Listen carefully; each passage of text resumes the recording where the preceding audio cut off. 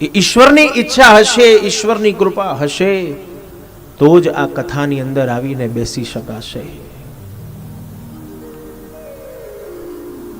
તો જ એ કથાનો એક એક શબ્દ કાનમાં પ્રવેશ કરી શકશે. ઈશ્વરની ઈચ્છા હશે, કૃપા હશે તો જ ભગવત નામ સ્મરણ આપણા મુખમાંથી બહાર નીકળી શકશે. નહીં તો બધાયને ઈચ્છા થાય છે. કેમ બધાય નથી કરતા? કેમ બધાય કથામાં નથી આવતા? પણ ઈશ્વરની કૃપા. અને તેથી ભક્તો કહે છે પ્રત્યેક કાર્ય શરૂ કરતા પહેલા એ ભગવાનને પહેલા આગળ કરો. પહેલા ભગવાનને આગળ કરો. ભગવાન પહેલા તમે ચાલો, પછી તમારી પાછળ પાછળ હું ચાલો. કોઈ પણ કાર્યની શરૂઆત કરતા પહેલા જો ભગવાનને આગળ કર્યા હશે ને તો 100% એ કાર્ય સુંદર બની જશે, એ સફળ થઈ જશે.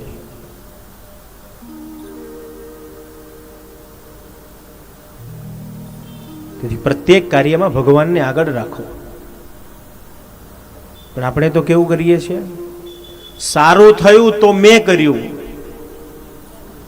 અને જો બગડી ગયું તો ભગવાન રૂઠ્યા ને એટલે બગડી ગયું. આ આપણો વિચાર છે.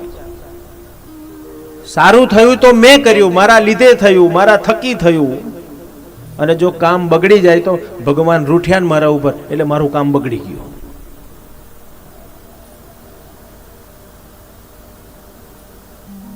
યશ ઈશ્વરને આપો.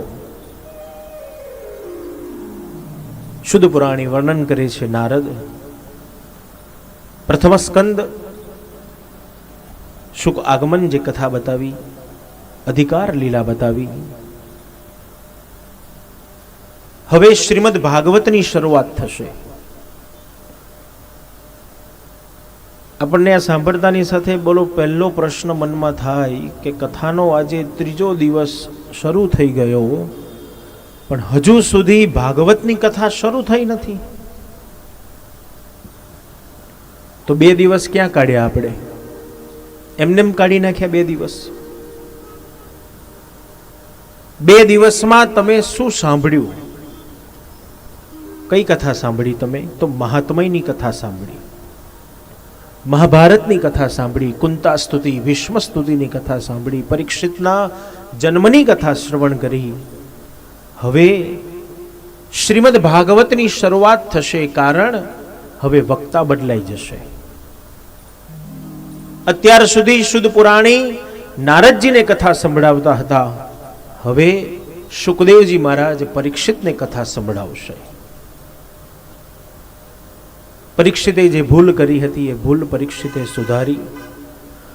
શુકદેવજી મહારાજના સાનિધ્યમાં ગયો, ચરણ પખાડ્યા, વંદન કર્યા, સ્વાગત કર્યું, આસન આપ્યું. પોતાની ભૂલને સુધારી દીધી. જાગ્યા ત્યારથી સવાર, જે દિવસથી જાગ્રત થઈ જાઓ, જે દિવસથી તમને તમારી ભૂલ સમજાઈ જાય, બસ એ દિવસથી જાગી જાઓ, તમારી ભૂલોને સુધારો. પરીક્ષિતે અત્યાર સુધી ઋષિનો અપરાધ કર્યો હતો, એ ભૂલ હતી પરીક્ષિતની. પણ જ્યાં પરીક્ષિતને અહેસાસ થયો કે નહીં, મારી એ ભૂલ હતી, તો પરીક્ષિતે ફરી પાછી પોતાની ભૂલને સુધારી, પુનરાવર્તન ન કર્યું, પણ સુધારવાનો પ્રયત્ન કર્યો. અને તેથી શુકદેવજીનું સ્વાગત કર્યું, ચરણ પખાડ્યા, હસ્ત પ્રક્ષાલન કર્યું, વંદન કર્યા, આસન આપ્યું. આપણે તો આંખે પાટા બાંધ્યા હોય એમ ભૂલો કર્યા જ કરીએ, કર્યા જ કરીએ, કર્યા જ કરીએ, પણ ક્યારેય જાગવાનો પ્રયત્ન કરતા નથી. જાગો. સ્વામી વિવેકાનંદ કહે છે, ઉઠો, જાગો અને તમારા ધ્યેય સુધી મંડ્યા રહો. ઉત્તિષ્ઠ જાગ્રત પ્રાપ્તે વરાન્ને સન્નિબોધત. સ્વામી વિવેકાનંદનું આ સૂત્ર છે. ક્યાંથી ઉઠો? શરીરથી તો તમે બધા જ ઉઠો છો, રોજ જાગીએ છીએ, પણ જાગો, તમારા અંતરમાંથી જાગો.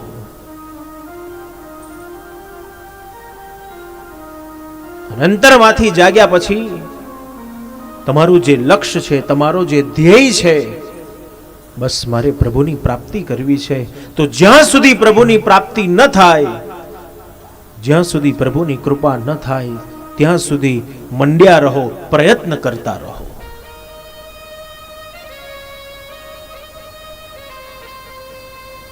આપણે બંધ નથી કરી દેવાનું. આપણે તો 2 દિવસ, 10 દિવસ, 15 દિવસ, મહિનો ભગવાનની સેવા કરીશું, પાઠ કરીશું, પૂજા કરીશું, સત્સંગ કરીશું, પણ જો ભગવાન ન મળે તો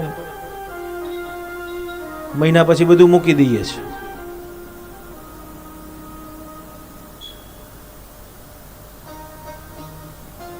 કૃષ્ણ એટલો સરળતાથી મળે એવો નથી. કૃષ્ણને જો પામવો હોય તો થોડીક ધીરજ રાખવી પડે. કૃષ્ણને પામવો હોય તો ભક્તિનો આધાર લેવો પડે, નામ સ્મરણનો આધાર લેવો પડે. એ ભક્તિના માર્ગમાં ધીરે ધીરે આગળ ચાલવું પડે. સમાજની એ એરણોમાંથી પસાર થવું પડે, સમાજના કટુ શબ્દ સાંભળવા પડે, સમાજની પરીક્ષાઓ પણ આપવી પડે, ત્યારે કૃષ્ણ મળે. બાકી લખવો બોલવો બહુ સહેલો છે.